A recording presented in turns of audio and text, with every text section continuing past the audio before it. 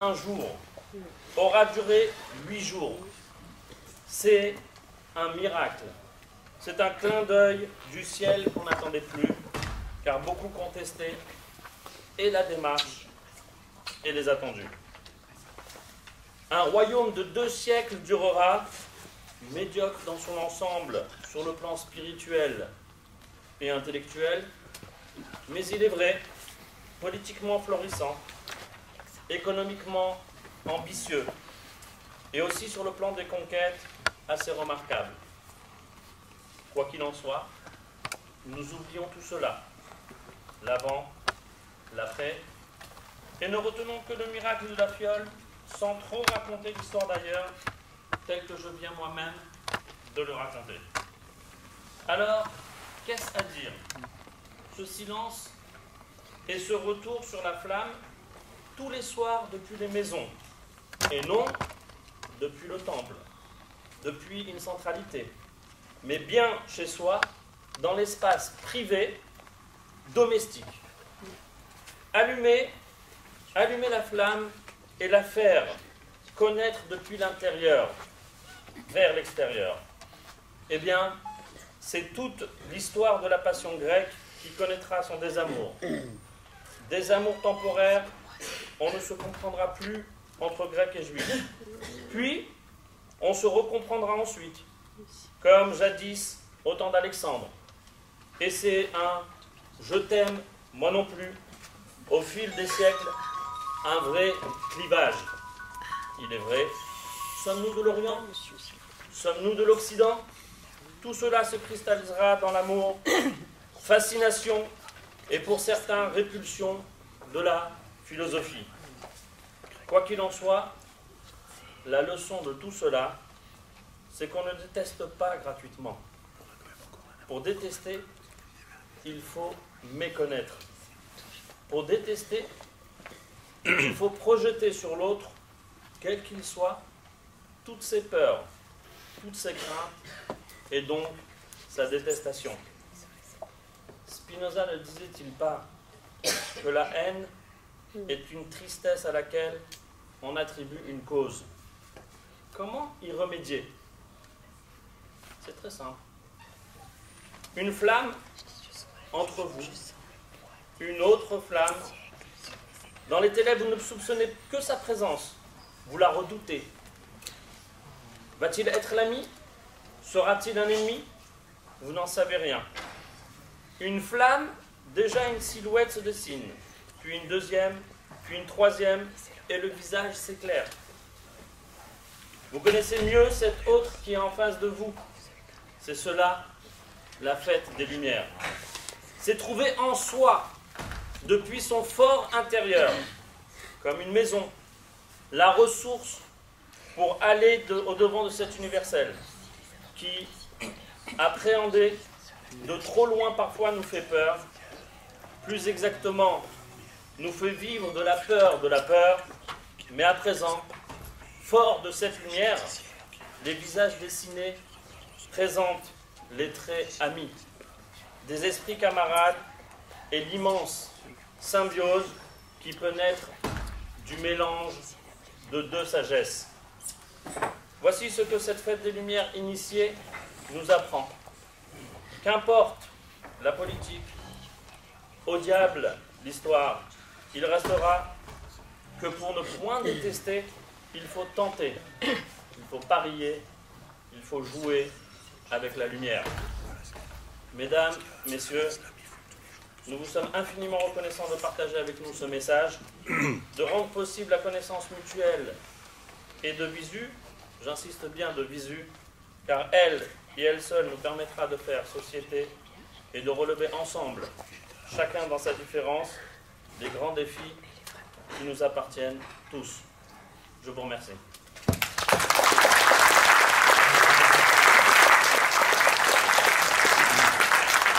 Merci beaucoup, Monsieur le rabbin, de cette très intéressante et très riche intervention. Il y a quelqu'un qui devait se présenter, donc il est reparti. Il se représentera tout à l'heure. Maintenant, j'appelle l'intervention du Père Arnaud Duban de l'Église du Saint-Esprit. d'abord, je dirais pour commencer que pour nous aussi, en tant que catholiques, l'événement que vous avez raconté, Monsieur le Rabbin, est très important parce que on l'a dans notre Bible, dans les livres des Maccabées. Plus fort, s'il vous plaît, mon frère. On a donc dans notre Bible catholique l'occasion de relire aussi chaque année cette histoire de Judas et de ses frères, et c'est aussi pour nous très important. Alors, je vais vous dire donc en quelques mots qu'est-ce que signifie pour nous la fête de la lumière, que nous n'appelons pas Hanouka, mais nous appelons Noël. Alors, il faut d'abord savoir que la lumière pour nous, chrétiens, elle joue un rôle fondamental depuis le tout début de la Bible, puisqu'il nous est dit qu'au commencement, alors qu'il n'y avait rien, il y avait une espèce de tohu-bohu, la première chose que Dieu a fait, c'est de dire que la lumière soit, et la lumière fut. Donc cette lumière, ce n'est pas la lumière naturelle, puisqu'on sait qu'elle ne fut créée que le 4e jour avec les astres, c'est la lumière de l'esprit. Et cette lumière de l'esprit, elle rencontre les ténèbres du mal, qui s'expriment de multiples façons. Et c'est pour cette raison que dans les évangiles, on voit apparaître souvent des aveugles. Les aveugles, donc, qui ne voient pas la lumière et que Jésus va guérir, mais ce qu'il faut bien comprendre, c'est qu'on considère que leur handicap, leur cécité, est sans doute, d'une façon ou d'une autre, lié au péché. À un moment donné, il y a un aveugle qui va se présenter à Jésus et les disciples vont demander, mais qui a péché? Est-ce que c'est lui ou est-ce que c'est ses parents? Voilà, donc le mal est vraiment synonyme de ténèbres et le bien, l'amour sont synonymes de lumière. Donc, dans ces conditions-là, vu que le mal va se développer dans l'univers à partir du premier péché, celui d'Adam et Ève, il va y avoir une demande de lumière. On va attendre celui qui va apporter la lumière. Et dans le prophète Isaïe, il nous est dit qu'il y aurait un certain serviteur, que nous appelons le serviteur souffrant, qui serait lumière des nations. Et on va donc attendre ce serviteur, on va attendre cet homme providentiel pendant des siècles et des siècles. Et nous croyons que ce petit enfant dans la crèche, qui est né il y a un peu plus de 2000 ans, et ça tous les historiens s'accordent à le dire, qui s'appelle Jésus, il est cette lumière du monde. Il le dira d'ailleurs lui-même, il dira « Je suis la lumière du monde », mais cette lumière, loin d'éclairer tout l'univers et de chasser toutes les ténèbres du mal comme on pouvait s'y attendre et comme on l'espérait, ne va pas y parvenir. Il suffit de voir aujourd'hui ce qui se passe autour de nous et on se rend compte que le mal, les ténèbres sont toujours bien présentes. Alors on peut se demander, est-ce que le Christ a réussi sa mission? Est-il vraiment la lumière du monde? Puisqu'on l'attendait tellement, il devait éclairer tout l'univers, et finalement, les ténèbres sont toujours là. Elles sont toujours là parce que c'est à nous d'accepter ou non cette lumière. La fête de Noël, c'est une immense fête pour les chrétiens, et d'une certaine façon pour beaucoup d'autres qui en profitent d'une façon ou d'une autre, mais elle peut rester très superficielle. On peut en rester au cadeau et au bon repas qu'on va faire, encore une fois, nous les chrétiens, dans quelques jours. C'est très bien d'ailleurs, mais ça ne suffit pas. La lumière du Christ, elle ne peut véritablement éclairer le monde que si nous nous laissons éclairer nous-mêmes. Que si nous-mêmes, nous laissons la lumière du Christ pénétrer au plus profond de nos cœurs, comment dire, si nous acceptons de chasser nos propres ténèbres.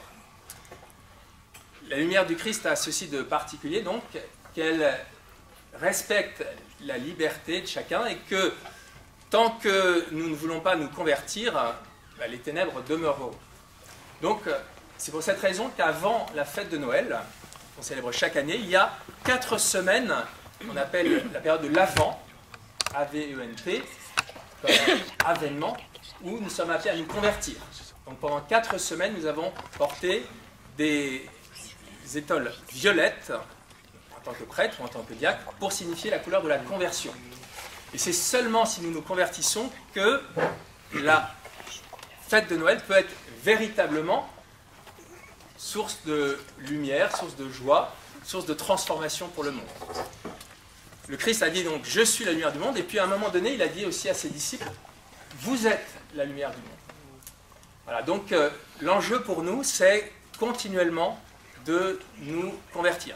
Cette période de l'Avent que je viens d'évoquer, elle est l'une des 2 grandes périodes de conversion, mais il y en a d'autres. Il y a la période du carême qui viendra dans quelques mois, et il y aura encore d'autres temps plus resserrés, mais sans cesse on nous invite à nous convertir, et sans cesse la lumière nous est présentée comme symbole.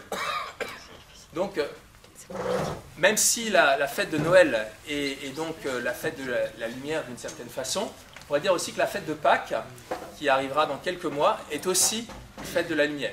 Et nous célébrerons cette fête de la résurrection en allumant d'abord un grand feu devant notre église et devant toutes les églises du monde entier pour signifier que le Christ a vaincu les ténèbres par sa victoire sur la mort. Voilà. Et puis il y a encore d'autres moments où on utilise la lumière. Il y a la fête du 2 février qui est symboliquement importante, c'est la fête des religieux, des religieuses, où tous les chrétiens portent un cierge dans l'église. Lorsqu'on va à Lourdes, on fait des processions, on porte aussi la lumière dans le sanctuaire. Dans les églises, il y a beaucoup de gens qui allument des lumières en signe de leur espérance, de leur désir du Seigneur. Et donc, vous voyez que la lumière, elle est omniprésente. Donc, voilà, je termine en disant simplement que c'est tellement merveilleux, je trouve, de pouvoir se réunir aujourd'hui, parce que une petite lumière, ça allume un petit peu, mais quand on rassemble les lumières, on voit plus loin. Ça éclaire davantage, on le voit bien dans nos appartements. Généralement, on a besoin de mettre un peu plus de lumière. Voilà, le fait qu'on soit réunis aujourd'hui, ça signifie qu'on désire œuvrer ensemble à cette illumination du monde. Donc, on n'y arrivera que si chacun d'entre nous nous convertissons. J'avais dit il y a quelques semaines, ici même, lors de l'apéritif républicain, que le jour où le pape Jean-Paul II, en 2000, avait demandé pardon pour toutes les fautes, tous les péchés commis par les chrétiens, et en particulier envers nos frères juifs, mais aussi envers d'autres. Ça avait été un très grand moment, parce qu'il avait reconnu quelque chose d'important. C'était un pas vers les autres, donc on a beaucoup progressé depuis. On continue de le faire avec les autres religions aussi. On a eu l'occasion il n'y a pas longtemps aussi d'accueillir l'imam pour un dialogue à 2 voix avec l'évêque d'Abu Dhabi. On aura peut-être l'occasion aussi avec nos frères bouddhistes d'avoir ce genre de dialogue, de rencontre. Puis on avait également pu rencontrer Madame la pasteur. Toutes ces lumières que nous portons, personne n'a la vérité à soi tout seul. D'ailleurs, celui qui croit posséder la vérité, je pense qu'il est loin de la vérité. En fait, pour nous, je terminerai là-dessus, le Christ a dit « Je suis la vérité », mais il faut donc le suivre. On ne le possède pas, c'est le Christ qui veut nous posséder. Donc suivons-le, suivons chacune de nos lumières, et puis j'espère qu'on pourra ainsi contribuer à notre place à illuminer un peu plus le monde. Merci beaucoup.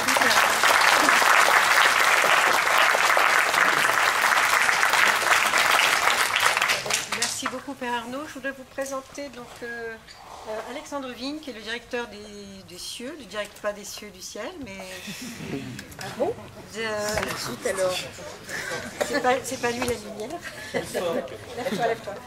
Et qui s'occupe de dialogue interreligieux et laïque. Je lui laisse la parole. Merci Daniel. Alors effectivement, à propos de cieux et de lumière, vous savez que le nom qui a été donné à Dieu, ou plutôt l'explication même de Dieu, provient même de la lumière, plus exactement d'une expérience. La nuit, lorsqu'on voit les étoiles s'allumer, eh bien, cela signifie quelque chose. En indo-européen, cela s'appelait Deo, la lumière, une lumière qui vient du ciel. Et de Deo, c'est devenu en grec Dios, et puis Deus en latin, etc. Voilà, donc effectivement, Dieu est bien lumière, et cela provient même d'une expérience concrète.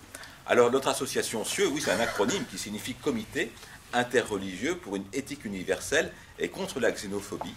Et il y a bien longtemps, c'était en 2007-2008, Daniel, nous étions quelque part par là, avec monsieur le rabbin, qui, autour d'une table, il y avait Sylvain Génouda déjà qui était là, et on a demandé à monsieur le rabbin, voilà, on aimerait faire quelque chose dans le 11e arrondissement. Déjà, on a l'imam Boubacar qui nous apporte à l'église, à la synagogue, des mets à chaque fois pour le ramadan, il nous fait des cadeaux. Bon, c'est peut-être le moment de faire quelque chose. Est-ce qu'on pourrait organiser un petit peu ce dialogue de quartier? Et M. le rabbin nous a encouragés. Il a nommé donc Daniel Ferrat, coordinatrice de cette antenne de CIEU.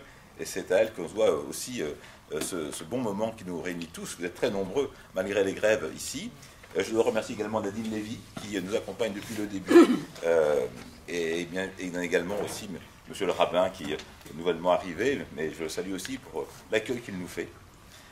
C'est un geste très fort que de nous accueillir, ainsi que le président Hamzalah, qui je crois aussi a été nommé il n'y a pas très longtemps président de cette synagogue. Donc bravo à tout le monde et merci de nous accompagner toujours.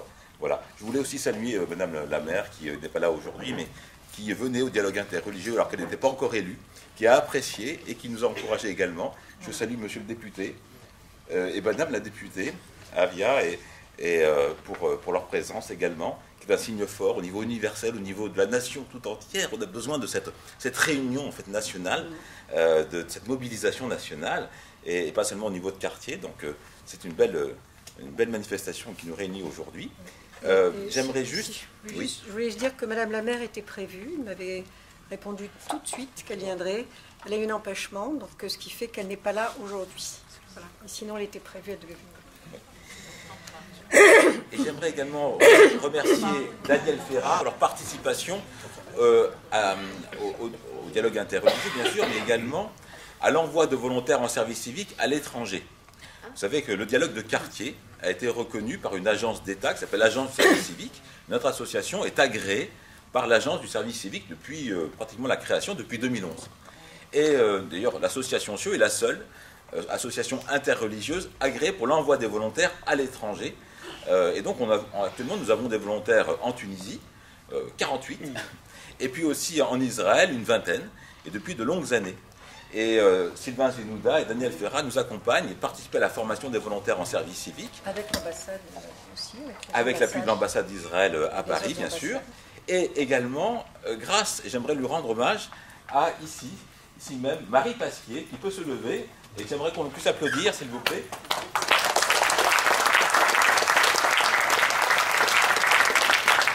On est obligé d'être en contact avec les ambassades avec qui nous envoyons du service civique, l'ambassade tunisienne et l'ambassade d'Israël aussi, où nous allons accompagner les services civiques. Voilà. Alors notre association CIEU est la toute première à avoir envoyé des volontaires en Israël, c'était en 2012-2013. Et ensuite, eh bien, justement, l'ambassade d'Israël à Paris, avec le gouvernement français, ont souhaité accompagner ce mouvement et envoyer davantage de volontaires en service civique. Eh bien, une personne en a été là, la cheville ouvrière. Il s'agit de Marie Pasquier qui porte ce programme depuis les années 2015-2016 et c'est aujourd'hui l'un des plus grands programmes d'envoi de volontaires français à l'étranger. Marie, est-ce que tu peux venir nous en parler un petit peu? Bonjour à tous. Donc, bonjour à tous. Donc, je m'appelle Marie Pasquier. Je suis franco-israélienne. Je vis en Israël. Donc là, je suis de passage uniquement pour 2 semaines en France. Et Alexandre m'a demandé de venir aujourd'hui pour expliquer donc, le partenariat que nous menons avec Alexandre, donc avec CIEU et l'IVA. Moi, je travaille pour un organisme israélien qui s'appelle IVA, Israeli Volunteer Association, Aguda Leitnadvut en hébreu. C'est le premier organisme en Israël de Shirut Leomi, c'est-à-dire le Shirut Leomi, c'est le service civique israélien. Donc tous les volontaires israéliens qui souhaitent effectuer du volontariat en Israël. Et il y a 7 ans, on a créé un département international pour des jeunes Européens qui souhaitent venir en Israël. On a débuté avec l'Allemagne et puis il y a 4 ans avec la France. Donc on reçoit à peu près 60 volontaires français en Israël. une vingtaine de cieux qui effectuent des... Alors il faut savoir qu'Israël, c'était jusqu'à cette année la deuxième destination de l'agent de service civique à l'étranger, donc de jeunes volontaires qui effectuent leur mission de service civique à l'étranger. Aujourd'hui, c'est la troisième après l'Allemagne et le Maroc, donc on est très fiers.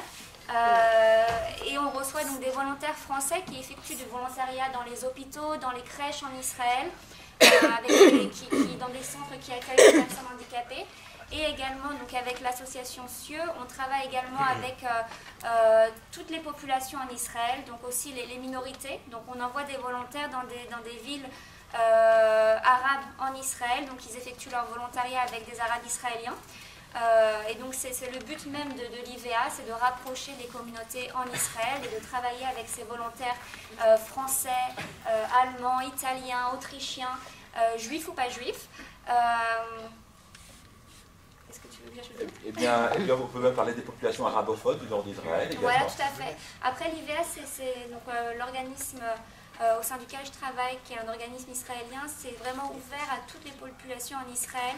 On accueille des jeunes volontaires israéliens, mais aussi issus des minorités. Donc on est très fiers. On est en contact avec l'agent de service civique, avec les ambassades, l'ambassade de France en Israël, l'ambassade d'Israël en France, avec CIEU et d'autres organismes français qui ont obtenu l'agrément de l'agent de service civique. Voilà, donc merci beaucoup. Je suis très heureux que Marie Pasquier ait pu venir par un détour par ici.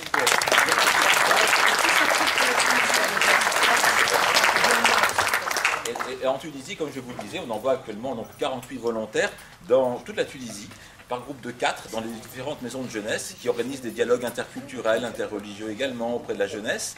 Donc vous voyez, cette réalité en fait de quartier, comment elle s'est construite, c'est souvent comme ça d'ailleurs. Une association, en l'occurrence CIEU, a identifié une réalité, la possibilité d'un dialogue interreligieux dans les quartiers. On avait remarqué à l'époque qu'à côté d'une église, d'une synagogue, d'une mosquée, d'un temple bouddhiste, il n'y avait pas forcément de contact, alors même que la vocation est la même, celle du vivre ensemble, et aussi de la paix sociale également. Et donc on a souhaité inviter les uns et les autres à se retrouver, à organiser régulièrement des rencontres.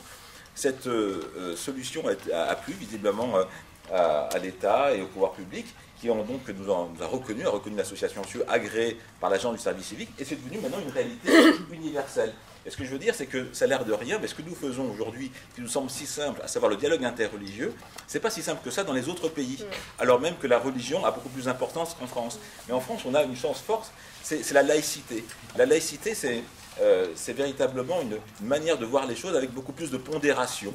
Voilà, la foi peut être très forte, mais l'expression de la foi est pondérée. Et c'est ce qui explique qu'il n'y a pas de problème de dialogue, parce qu'on n'a pas peur de heurter la sensibilité des uns et des autres, parce qu'on essaie de trouver des points communs entre les uns et les autres précisément. Et bien cette expérience française, en quelque sorte, a une certaine forme de renommée au niveau international. Je suis très heureux qu'on ait pu en parler ce soir. Merci. Merci Alexandre.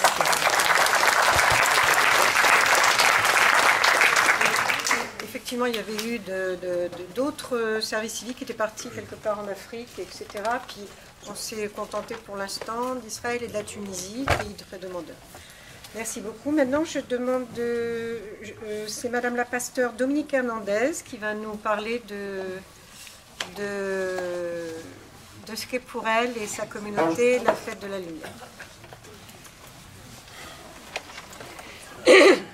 Écoutant Arnaud, il m'est revenu une histoire dont je ne sais plus à quelle tradition elle appartient, mais peut-être que c'est pas grave parce qu'elle peut appartenir à de nombreuses traditions. C'est celle d'un maître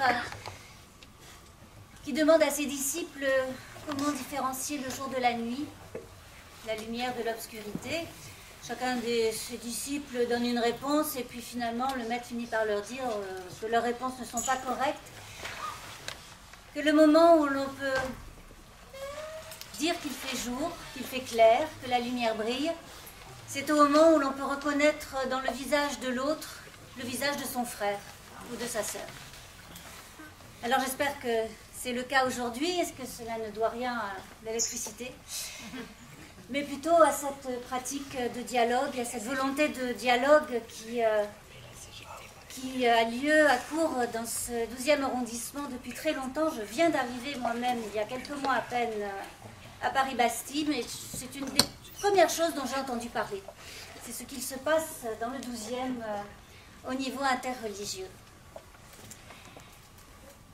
Arnaud a très bien parlé de la lumière pour les chrétiens et je voudrais appuyer sur deux éléments. Le fait que les chrétiens fêtent cette lumière, célèbrent l'arrivée de la lumière qui est pour nous Jésus de Nazareth, en qui nous connaissons le Christ. C'est un encouragement dans deux directions. La première, je crois que vous en avez déjà parlé, mais elle est vraiment importante, alors je n'hésite pas à répéter. C'est que cette lumière que nous fêtons pour Noël, il ne s'agit pas d'en parler comme étant un événement extérieur qui aurait eu lieu il y a 2000 ans, à quelque chose près, et dont nous bénéficierions encore aujourd'hui, au-delà des siècles. Il s'agit aussi de comprendre que cette lumière, elle est déposée en nous, en chaque être humain, au-delà même de la confession, de la religion, parce que si Dieu il y a, il est Dieu pour tous et pas seulement pour quelques-uns.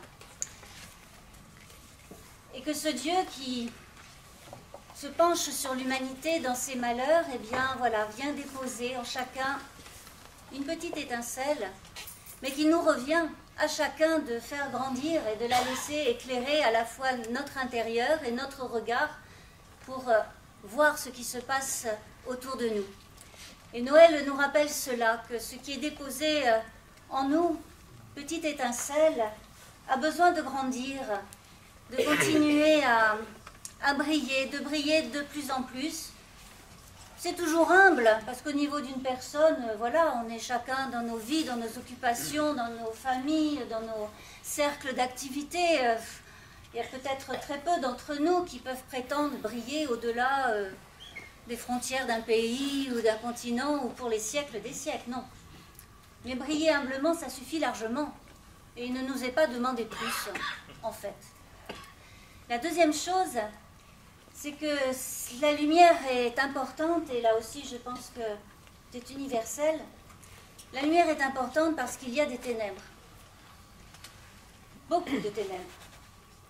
Et que Noël vient nous rappeler, pour nous chrétiens, que puisque la lumière est venue dans le monde, et est venue en ce Jésus-Christ, lumière du monde, eh bien c'est pour que les disciples, qui sont également appelés lumière du monde, n'aient pas peur d'aller dans les ténèbres.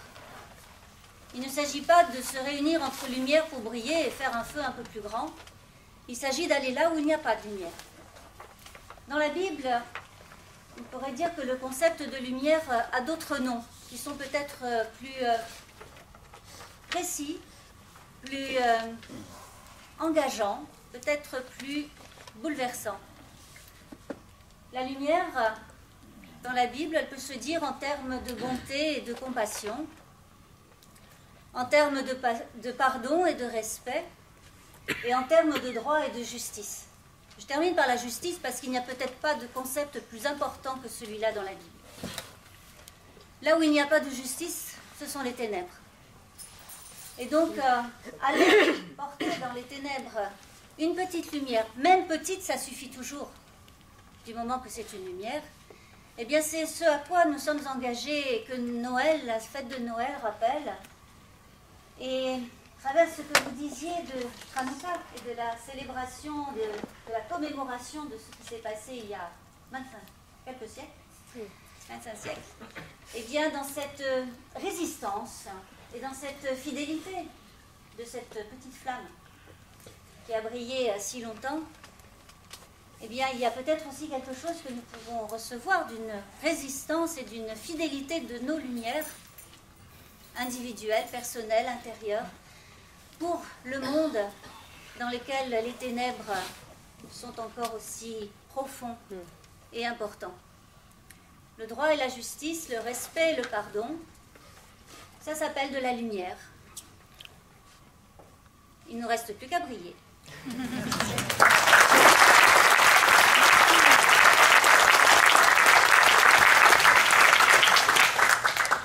Voilà, j'espère j'espère que ces débats vous intéressent beaucoup. Avant de passer au prochain intervenant, je voulais très sincèrement remercier nos lumières à nous, qui est Monsieur le Président Amzalag, Monsieur le Rabbin Peña, Nadine Lévy, qui m'a beaucoup aidé, et aussi Sylvain, qui sont nos 4 lumières, je dirais. On a de la chance, on en a au moins 4. Et Meyer, qui est là, qui vous a confectionné des bons bénis. Voilà, je vais passer maintenant. Et très sincèrement, du fond du cœur, je vous remercie d'avoir tout fait pour que ça se passe dans d'excellentes conditions. Donc maintenant, j'appelle Monsieur Laurent Léna du temple bouddhiste. Je ne sais pas si vous le connaissez, c'est un très grand temple qui se trouve au bois de Vincennes.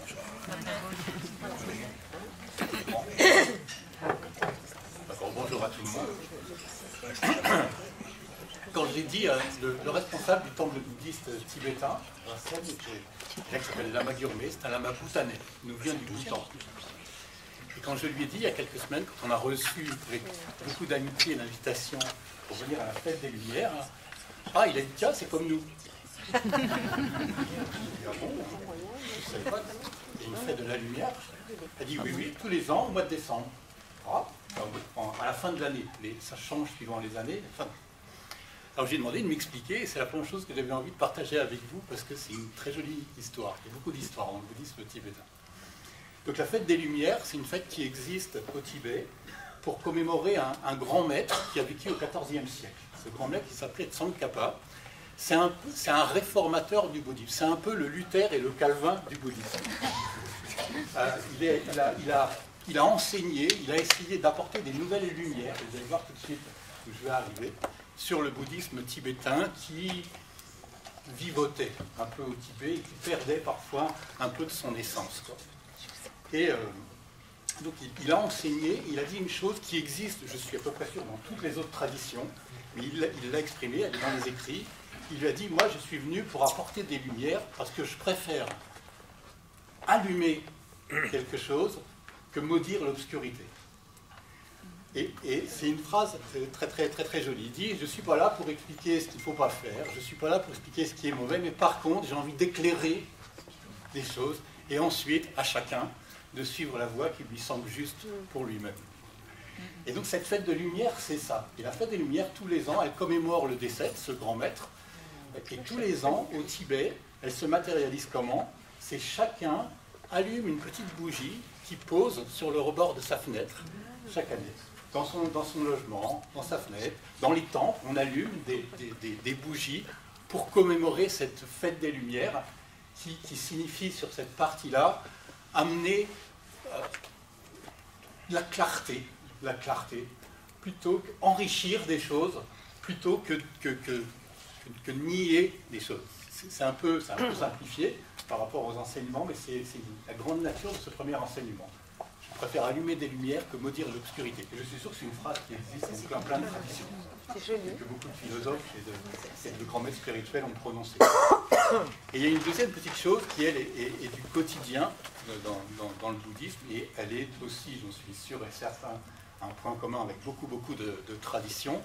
La lumière, dans les temples bouddhistes, c'est fait pour nous amener à la générosité.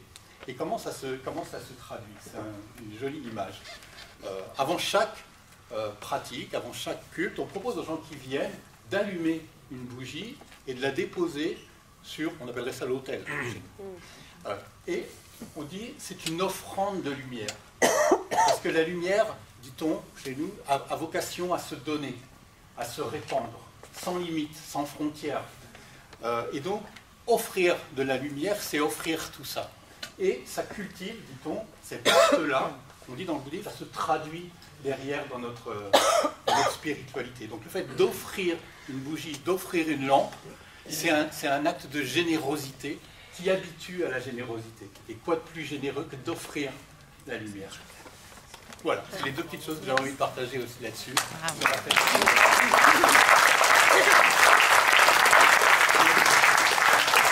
Merci beaucoup Laurent. Est-ce qu'on peut avoir la date du fameux de naissance de Tsongkhapa?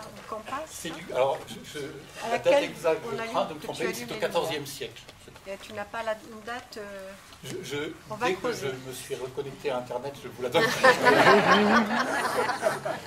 C'est au XIVe siècle dans le Tibet. Et oui, j'ai oublié de préciser, l'école, parce que donc, il n'y a pas eu de chiisme hein, après, mais il y a eu une nouvelle école. Et cette école, elle est devenue l'école du Dalai Lama. C'est l'école du Dalai Lama qui est née de l'enseignement de ce maître dont je viens de vous parler. Merci beaucoup, Laurent. Et maintenant, il nous reste la dernière intervention avant que l'on fasse des petits groupes pour discuter de ce que nous avons entendu et puis et de dire ce que vous en pensez. On a l'imam Boubacar de la mosquée Nour. Boubacar, s'il te plaît. Et je sais que tu es très timide, si tu peux parler fort. Boubacar, timide.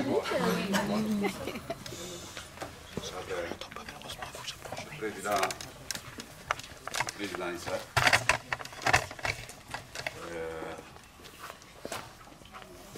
les honorables députés qui sont là,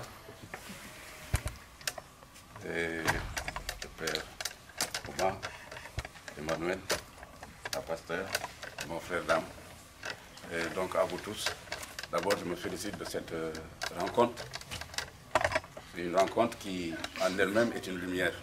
Le problème, c'est que je ne peux pas... Bon, je vais m'efforcer. Donc, cette rencontre en elle-même, à mon humble avis, est une lumière. L'association Nour, je crois que ceux qui ont étudié l'arabe, ils savent ce que c'est que le mot Nour, ça veut dire lumière. C'est le nom de notre association. C'est le nom que le Seigneur, notre Créateur, nous a donné. Je tiens d'abord à rendre hommage à ce Créateur-là, parce que cet endroit-là lui appartient. Il est présent, il est invisible, certes, mais il est présent, et toute chose qui se fait, surtout quand il s'agit de réunir les cœurs et de réunir les âmes, c'est lui qui est derrière, d'une façon mystérieuse, d'une façon même déroutante. C'est lui qui réunit les cœurs, c'est lui qui fait ça. Quand vous voyez la séparation, c'est que c'est les ombres, comme ils disent, c'est l'obscurité qui s'amène. La lumière, il s'agit de la lumière intérieure qui existe en chacun de nous. Malheureusement, on aurait dû enseigner ça aux enfants dès le bas âge, dans les écoles, dans les académies, expliquer aux personnes que l'être humain a deux dimensions. La dimension physique qu'on voit, qui est là, et cette dimension intérieure qui n'existe pas, mais qui tient toutes les valeurs. Cette dimension intérieure qui est où se trouve la lumière, qu'il faut cultiver. Comment la cultiver? C'est avec des valeurs qui sont écrites dans tous nos livres saints. Des valeurs de bonté, des valeurs d'amour, des valeurs de solidarité, et même là, des valeurs de fraternité. Et là, je tire mon chapeau aux pères fondateurs de la République française qui ont mis dans la trilogie liberté, égalité, fraternité avec un grand F. Malheureusement, c'est le parent pauvre de la théologie ici en France aujourd'hui. D'ailleurs, même quand tu parles d'amour et de fraternité, on pense que tu es un faible, ou que tu perds la tête, ou toi tu es un philanthrope, tu es mort. Or, c'est tout à fait le contraire. La preuve, le manque de lumière, qu'est-ce que ça nous amène? Qu'est-ce que ça nous a amené quand on s'est retiré de ces valeurs intérieures, qui sont amour, paix, fraternité et tout, bonté, générosité, miséricorde, compassion. Quand est-ce qu'on a, les êtres humains, l'humanité a commencé à les perdre? C'est qu'il faut revenir 2 siècles environ en arrière. Au siècle des Lumières, quand les hommes ont commencé à découvrir des choses, quand ils ont commencé à inventer des choses, le moteur à explosion, la pénicilline ici, plein de choses qui commencent à apparaître, les scientifiques nous ont dit que oui, ils trouveront des solutions à tous les problèmes de l'humanité. Que le progrès, la technologie et tout ça amèneront l'amélioration de l'existence des êtres humains sur la Terre. On y a cru. Et ils ont même mis à cette époque, à ce moment-là, les religions ont été mises dans les tiroirs comme du folklore. Ils avaient perdu toute leur attraction. Et ça s'est développé, le monde a avancé, progressé. Maintenant, avec 2 siècles de recul maintenant, aujourd'hui, ces mêmes scientifiques qui nous ont promis la paix, le bonheur et la joie, le paradis sur terre, Ils tirent le signal d'alarme pour dire attention, on fait fausse route. Notre planète est en danger. Nous sommes en train d'aller directement dans le mur. Parce que nous avons créé une société basée sur le profit, le bénéfice. On a poussé, on nous a préparés tous, depuis le bas âge, pour être des citoyens compétitifs, efficaces. Du coup, l'humanité entière s'est engagée dans cette voie, la voie de la consommation. Nous avons considéré notre belle planète-là comme une mine de ressources qu'il faut exploiter sans retenue. Une mine qu'il faut exploiter jusqu'au dernier arbre, jusqu'au dernier poisson, jusqu'au dernier oiseau. Et nous sommes en train de voir sous nos yeux les espèces qui disparaissent. Et je répète encore, c'est le manque de lumière dans le cœur des êtres humains. C'est ça qui a créé ça. C'est pourquoi ce manque de lumière nous amène à prendre conscience de la situation globale de notre belle planète. Mais le problème, c'est qu'on fait des réunions, les politiques, les scientifiques, ils se rencontrent, ils discutent entre eux, ils prennent des décisions, COP1, COP25, COP26. On en fera autant qu'on voudra, jusqu'à 1000, mais la machine s'est emballée, on ne peut pas l'arrêter. Pourquoi? Parce qu'il y a un manque de lumière. Qu'est-ce que c'est que cette lumière-là? Elle est à l'intérieur de nous et elle joue sur le plan pour pouvoir s'en apercevoir et pour pouvoir en profiter. Il faut améliorer en soi-même certaines valeurs. Je répète encore, c'est des valeurs de la bonté, de l'amour, de la fraternité, de la solidarité, de la compassion, de la générosité. Ces valeurs-là, si ces valeurs-là se mettaient, on commençait, même ici dans ce pays-là, ces valeurs-là, on les mettait en place, on mettait l'amour en place dans le cœur, l'esprit des hommes, et bien vous allez voir beaucoup de choses qui vont changer. Ça amènera même une dynamique pour le progrès d'un pays. Voyez-vous, nous, dans notre humble coin du 12e arrondissement, ça fait bientôt un demi-siècle, plus de 40 ans maintenant qu'on est là-bas à l'association Nour. Et nous avons fait des démarches, nous avons compris ça. Nous nous sommes retrouvés des démarches, surtout nous les musulmans. Nous sommes en position où, je dis à mes frères, nous ne sommes pas responsables de ce qui nous arrive, mais nous sommes responsables de ce que nous en faisons. C'est pourquoi nous sommes allés directement vers nos frères juifs, ici. Et il faut aussi saluer l'attitude de la communauté Shifteh Israël, qui nous a accueillis à bras ouverts. Et ça s'est multiplié des années et des années. C'est l'occasion pour moi aussi de présenter encore mes condoléances à la famille des jeunes qui ont été tués à Nation. Parce que c'est des jeunes que nous connaissions. Nous allions là-bas tout le temps acheter des gâteaux cachés pour amener ça ici pendant presque une dizaine d'années. On rigolait tout le temps avec eux. Ils sont morts aujourd'hui. Nous, on n'a pas fini notre deuil sur ce côté-là. Et c'est des musulmans qui l'ont fait. Enfin, moi je le dis, c'est des musulmans menteurs. Pas des musulmans. Donc, alors moi je profite de l'occasion aussi pour demander à mes frères chrétiens, Père Auban, pasteur, à mon frère juif, à vous, M. Rabin, à toute la communauté. Nous avons aujourd'hui un rôle à jouer. Parce que ces valeurs dont je parle là, ce sont des valeurs qui se trouvent dans nos livres saints. C'est le moment où il faut hausser le ton. C'est le moment où il faut appeler les gens, c'est le moment où il faut en parler aux fidèles pour qu'ils élèvent un tout petit peu leur conscience. Parce que tant que le niveau de conscience n'est pas levé, on ne s'en sortira pas. On sera toujours dans un système où la machine s'emballe, on y va, on continue, ça chauffe, on continue. Pourquoi? Parce que c'est l'ego, comment dirais-je, notre ego, notre système de défense, là, comme ils disent, notre système de défense, chacun avec son moi-je, chacun avec son moi, et puis voilà, on ne pense jamais à la communauté. C'est pourquoi je suis sûr que le Seigneur, notre Créateur à tous, que nous aimons tous, et qui est lui-même amour et lumière, je suis sûr et certain qu'il apprécie et qu'il va encourager ce travail. Donc je vous remercie beaucoup. Je remercie toute la communauté Shifteh Israël et tous les efforts qui ont été faits, particulièrement Nadine et Daniel Ferrat et Sylvain qui ont fait un travail énorme depuis. Et mes remerciements aussi à Alexandre Vigne aussi, qui je dis, le Seigneur lui a donné la force et les moyens d'aller d'ouvrir les mosquées, les synagogues, les églises et tout partout. Donc lui aussi nous a trouvés sur le terrain, et avec la participation aussi de Catherine Barati, il faut le dire. Et quand je regrette aussi l'absence aujourd'hui, ça manque parce que c'est un membre qui manque, elle était là tout le temps avec nous. Emmanuel, vous chargerez de lui dire tous nos hommages, quoi. Donc merci, et j'espère que chacun y trouvera le bien-être qu'il cherche dedans. Et si j'ai dit quelque chose qui a touché ou vexé quelqu'un, qu'il m'excuse parce que je ne l'ai pas dit dans cette intention-là. Donc voilà, merci.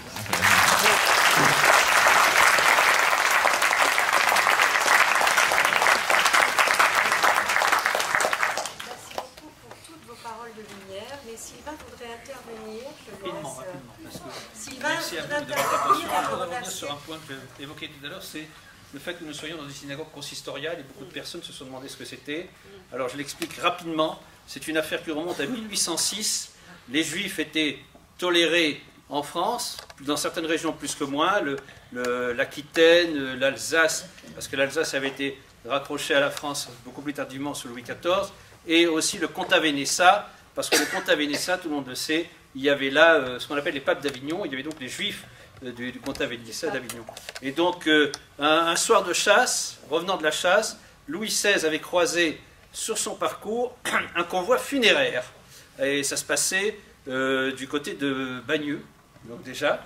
Et en fait, il demande à celui qui l'accompagnait, un noble de son entourage, il dit « Mais qu'est-ce que c'est ?» Il dit « Ce sont des Juifs qui vont enterrer leurs morts, puisque les Juifs qui étaient tolérés en région parisienne, tolérés, j'ai bien dit ça, il y avait peut-être 1000 ou 2000 familles en tout et pour tout, vraiment, sur toute l'île de France, ne pouvaient enterrer leurs morts que la nuit, comme les acteurs d'ailleurs, hein, rappelez-vous, hein, Molière a été enterré la nuit. Et donc Louis XVI n'a pas supporté cela, et il a dit à celui qui l'accompagnait, je vous fais juif, et je vous demande de trouver une solution à ce problème, je ne tolère pas que des sujets qui habitent mon royaume doivent enterrer leurs morts la nuit. Bon, l'histoire ne lui a pas donné grand temps pour finir son parcours, et parce que, voilà, c'est comme ça, parce que des fois, la volonté d'Hachem est particulière, la volonté de Dieu est particulière, et donc ça a été repris après sous la Révolution française, les Juifs ont été intégrés timidement dans la Constitution, etc., et il a fallu attendre Napoléon Ier, qui a fait réunir 70 membres de la communauté juive de toute la France, parce qu'il y en avait beaucoup plus qu'on le pensait, et on leur a posé 14 questions importantes sur leur manière de vivre, leur volonté d'être avec les uns, les autres, etc. Et ils ont répondu, ces 14 questions très difficiles, ils ont répondu par le côté positif, et donc c'est créé le consistoire de France, qui a donné après aussi le consistoire de Paris, le consistoire de Marseille, etc. Et donc cette synagogue est consistoriale, et elle répond donc aux critères que nous avons adoptés, que nous avons, acquis, entre guillemets. Et voilà, parce qu'il y a des synagogues qui sont privées, il y a des synagogues qui dépendent d'autres organismes, etc. Mais le consistoire de France, le consistoire de Paris sont les plus gros organismes de la gestion du judaïsme français. Je vous remercie de votre attention.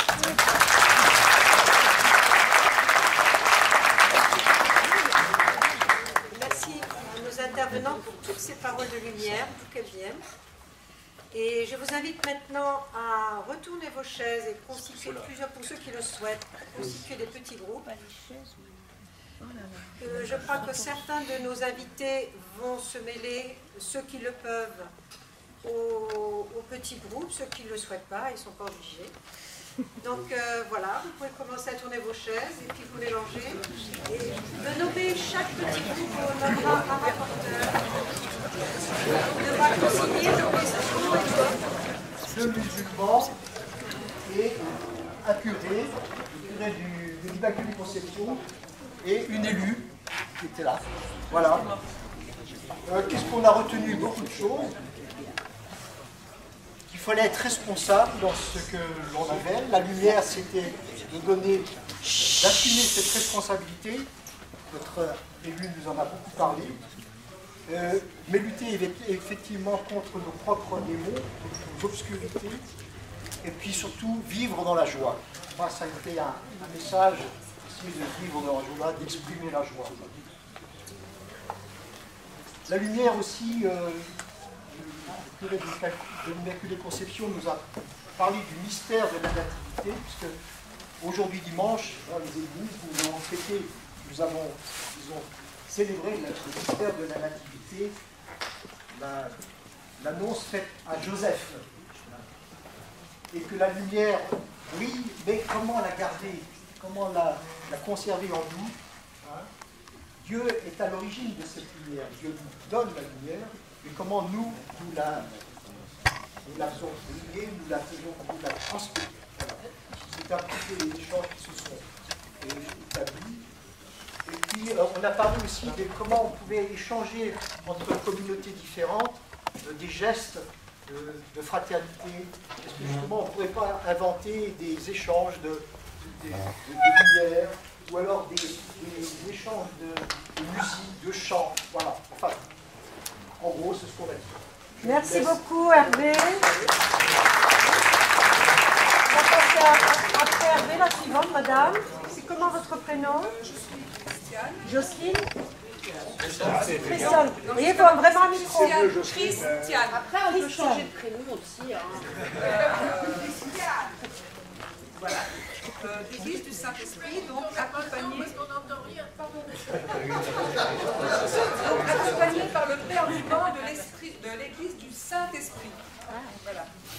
Donc la fête de la lumière, chez nos frères juifs, nos frères aînés dans la foi, comme l'a rappelé Jean-Paul II, on pense que c'est un événement d'abord historique, avec Antiochus Épiphane IV en 164 avant Jésus-Christ. Donc on l'appelle aussi la dédicace du temple. On a nettoyé le temple pour ensuite réinstaller le Dieu unique, quoi, parce qu'avec Antiochus, il y avait des tas de statues. Donc nous on pense que c'est un peu plus historique, mais par la suite vous avez glissé sur une relation davantage spirituelle, intérieure, une lumière intérieure. Bon. Chez les chrétiens, bien sûr, c'est un événement historique aussi avec la naissance du Christ. Né en décembre, ça c'est moins sûr, c'est parce que c'est le solstice d'hiver. Et comme la lumière commence à rallonger, on a fait naître le Christ à cette période-là. Donc voilà, parce qu'il y avait des bergers avec des animaux, donc on pense plutôt que le Christ est né en mars, au mois de mars. Et là, effectivement, on glisse aussi vers, après cet événement historique de la nativité, on passe par par une dimension davantage spirituelle, hein, la lumière intérieure, naissance du Christ. Et cette lumière, donc, comme elle est donnée à tout le monde, puisque Dieu nous a créés à son image, eh bien, nous avons cette responsabilité de la transmettre à travers donc, nos frères, nos sœurs que nous rencontrons. Au-delà des apparences, avec cette lumière, nous devons voir nos frères et sœurs en Dieu, en Christ, pour les chrétiens. Bon. On a aussi souligné le parallèle entre Hanouka et Noël. Donc là, c'est deux fêtes de lumière. Toujours, Hanouka, donc ces fameuses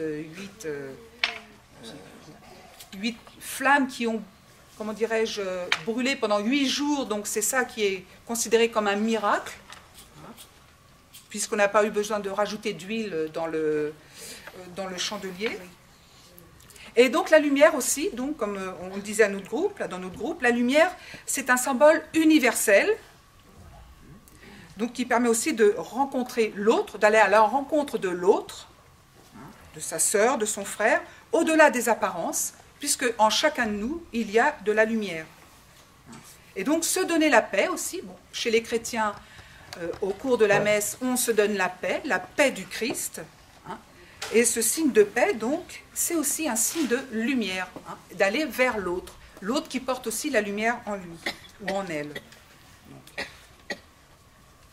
Donc, ce qu'on considère aujourd'hui par rapport à cette rencontre, elle a été très appréciée. Enfin, dans notre groupe, on a vraiment apprécié cette ouverture de nos frères, toujours de nos frères aînés juifs, hein, qui permettent cette rencontre interreligieuse. Mais on souligne qu'il n'y a pas trop de frères musulmans. Bon, voilà, on souligne qu'au niveau de nos frères musulmans, voilà, pour savoir. Il y en avait plusieurs. Ils s'attendent aussi dans les moments de prière. Ah. Et l'imam a dû repartir tout de suite parce qu'il est obligé de jongler entre les prières. Voilà. D'accord. Quasiment 5 prières de la journée. Oui, les 5 prières. Voilà. Ceci explique cela. Mais il y en a encore qui sont là. Il y a... Oui, il y a ces fous-là. On ne mange pas les beignets. On ne mange pas les beignets, s'il vous plaît. Ah, c'est la police, oui.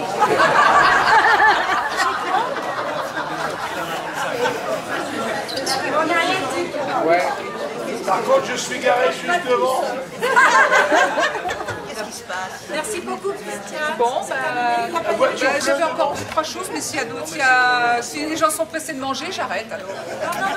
Non, on nous a demandé Fraternité d'Abraham, est-ce qu'elle existe toujours? Elle a été créée en 1948, oui. Donc voilà, on a la réponse. Et puis, le rôle du politique dans ces réunions. Le rôle du politique, parce que dans cette laïcité aujourd'hui, où il faut faire attention à ce qu'on dit, à ce qu'on ne dit pas, on aurait voulu savoir quel était le rôle, ou si c'est uniquement... Mais en tout cas, on le considère positif. Voilà. C'est un groupe de la paroisse du Saint-Esprit avec quelques... de la synagogue. Donc on en a profité pour se cultiver sur la fête de Hanouka, en demandant qu'est-ce qu'il y avait en plus des lumières. Et donc, tout est autour de l'huile. Et donc, on mange beaucoup de fritures pendant cette semaine-là. Et les beignets, mais aussi beaucoup de choses. Et suivant qu'on soit séfarade ou ashkénaze, on n'a pas les mêmes recettes. Les ashkénazes, ils vont jusqu'à faire des beignets de pommes de terre salés et sucrés. Voilà, on chante des chants de fête joyeuses, mais qui ne sont pas des chants religieux, parce qu'en fait, ce n'est pas une fête religieuse au sens comme Pessah ou Kippour, qui est prescrite dans la Torah, mais ça vient du calendrier rabbinique. Je parle pas assez fort? Bon. Oui, je disais que les chants, ce qu'on a appris, c'est qu'on chante chaque soir on allume des bougies et on chante des chants, mais qui ne sont pas, je parle sous le contrôle de ceux, je ressors ma science sous fraîche, on chante des chants chaque fois qu'on allume la bougie le soir, mais ce n'est pas des chants religieux parce que ce n'est pas une fête religieuses comme les autres fêtes comme Pessah, Kippour ou autres qui sont prescrites par la Torah, mais c'est plutôt une fête du calendrier rabbinique et qui commémore la résistance à l'assimilation forcée, donc la résistance à conserver sa foi et sa culture. Dans les traditions, il y a aussi qu'on offre aux enfants des petites toupies. Et les petites toupies, ça date de l'époque où les communautés juives étaient persécutées. Et donc, les enfants allaient dans les rues et, sous prétexte de jouer à la toupie, ils surveillaient, ils alertaient leurs parents s'il y avait une menace. Voilà. Donc, et sur la toupie, il y a une inscription qui dit « Un grand miracle est arrivé ». Voilà, la date, c'est toujours le 25 du mois qui se lève, toujours le 25 d'un certain mois du calendrier juif, donc ça tombe à quelques jours près, toujours en décembre. Bon voilà, donc on a surtout regardé la fête. Et puis on a parlé aussi de la fête Sainte-Lucie en Suède, donc on ne savait pas très bien d'où ça venait, mais où en fait il y a aussi des fêtes avec des jeunes filles qui portent des bougies sur la tête, ça nous a fait peur. Mais c'est autour du symbole de la lumière, le soleil qui revient, voilà. Voilà, c'était plus prosaïque, mais ça nous a intéressés. Merci Armelle. Donc on peut peut-être poser la question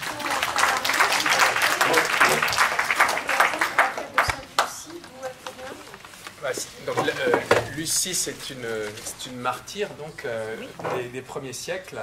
Donc, comme son nom signifie, vous l'avez bien compris, lux, c'est la lumière.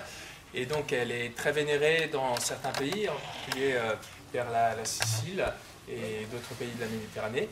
Et voilà, donc on sait qu'elle a donné sa vie pour le Christ, puisque c'est ça qui définit les martyrs. Et les martyrs ont toujours été considérés parmi tous les saints. Donc on parle à la fois des justes, mais aussi des saints dans l'Église. comme on pourrait dire le sommet de la hiérarchie, puisqu'ils ont donné leur vie. Et donc Lucie fait partie, on pourrait dire, des grands personnages, même si elle n'est pas très connue, on ne sait pas grand-chose d'elle, si ce n'est cela. Et donc il y a une fête, notamment à Rome, tous les ans pour la Sainte-Lucie, où on allume des lumières, encore une fois, on allume des lumières dans les églises. C'était en quel début du siècle? Je crois que ça doit être le 4e siècle, il me semble. À vérifier. Le rapporteur suivant, c'est votre prénom? Donc moi c'est Eric, on était dans un groupe dans le fond, on représente la paroisse du Saint-Esprit et de Saint-Jacques-Saint-Christophe. Voilà, on était œcuménique entre cathos.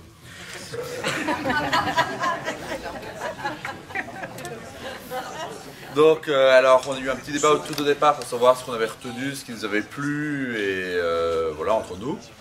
Et petit à petit on a dérivé sur plutôt les propos de l'imam. Et ce qu'il avait parlé sur notre société actuellement qui est droit dans le mur. Et on a fait une petite recherche, et pour rattacher ça aux Lumières, on est remonté assez loin, puisqu'on est remonté au XVIIIe siècle, avec le fameux modèle français, on va commencer par ça, qui va devenir un modèle occidental, qui va être le siècle des Lumières, et cette pensée, où on va petit à petit dégager, où on va ressortir un homme fort, un homme presque sans Dieu, je dis bien presque. Et voilà, et comment petit à petit cette pensée va, à travers les siècles, se pervertir, et on va beaucoup, ce qui va être un développement personnel, qui va être un développement industriel, un développement va se transformer aujourd'hui dans la société dans laquelle nous sommes, une société de consommation. On va confondre développement et consommation, surconsommation. On va revenir donc sur les propos de l'imam qui nous explique que la terre n'est plus qu'une mine sur laquelle on se voilà. Et donc on a dévié toutes ces valeurs-là, et surtout on a perdu notre lumière entre guillemets intérieure, où on pense que l'homme est devenu que la lumière seule, et on oublie qu'il y a peut-être une autre lumière en nous qui peut nous aider à reconnaître notre prochain, comme disait la pasteur.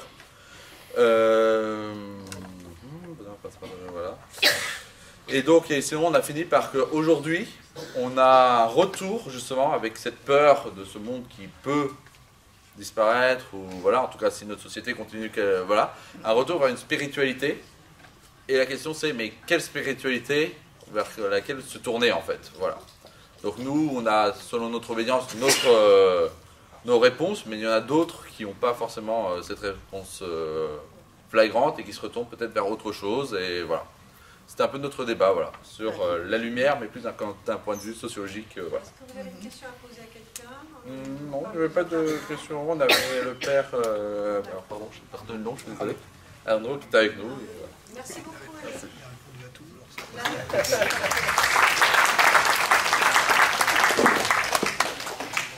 Bonjour madame, votre prénom?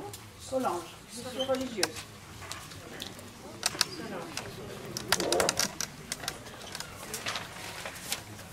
Alors j'ai noté, nous étions 6, j'ai noté les réactions des uns et des autres.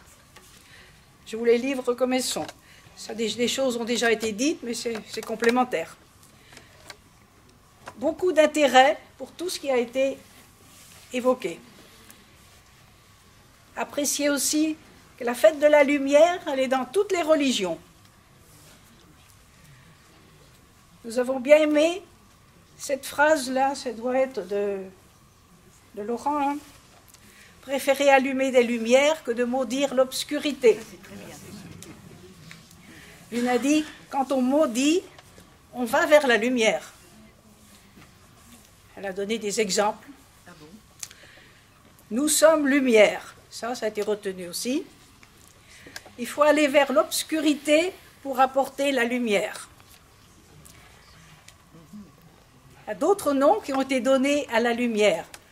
La bonté, le pardon, la justice, l'amour, le respect, la fraternité. Et cette rencontre d'aujourd'hui est aussi une lumière. La lumière amène à la conversion. Éric a parlé de l'imam et de tout ce qu'il a dit, du siècle des Lumières, tout ça. Alors, une réaction. La technologie seule ne peut pas répondre au bonheur. Le service civique peut contribuer à la paix aussi. entre juifs et palestiniens.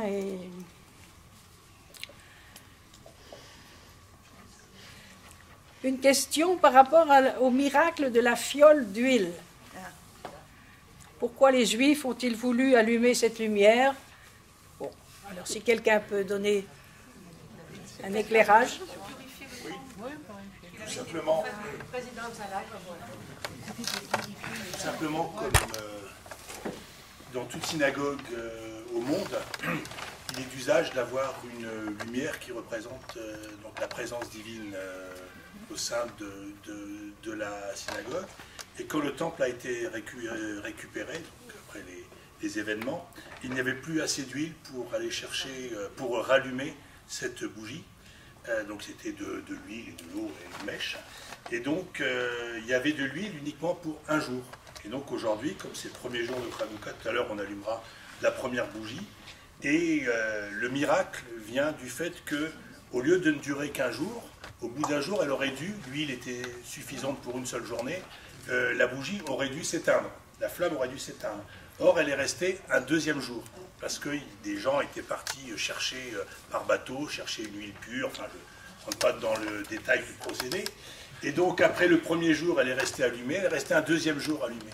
Et le miracle veut que le deuxième jour, elle ne s'est pas éteinte, elle est restée un troisième jour, elle est restée un quatrième jour, un cinquième, sixième, septième jour.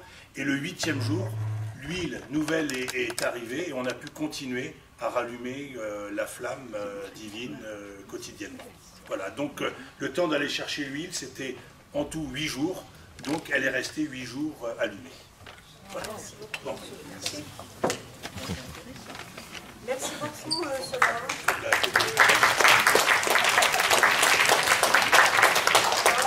La dernière intervenante, Annie.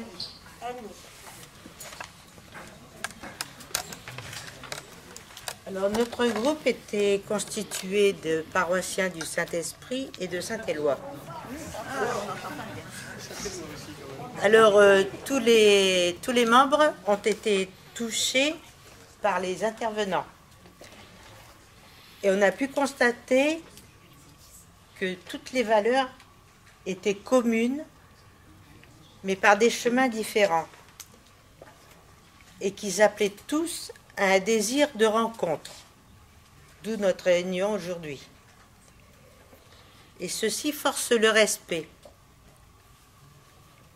Nous avons constaté aussi qu'il fallait établir une relation type l'association Cieux.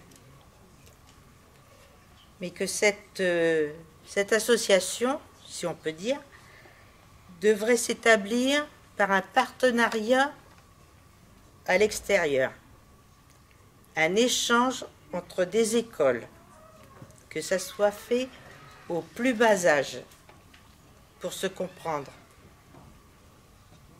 Et pourquoi pas avoir des liens entre pays, qu'ils soient de confession juive, arabe ou tibétaine, pourquoi pas. Mais d'abord établir dans notre pays qu'il y a différentes écoles qu'on pourrait relier. Puis est venu s'intégrer à notre groupe l'imam, qui nous a un peu développé ce qui avait été dit. Pour lui et pour nous, Dieu est au-dessus. Dieu est amour et lumière. Et il faut tabler là-dessus, malgré nos différences. Parce que l'amour et la lumière sont en nous. Et là, il n'y a pas de religion. Dans notre cœur, il n'y a pas de religion. C'est universel et ça s'appelle la fraternité.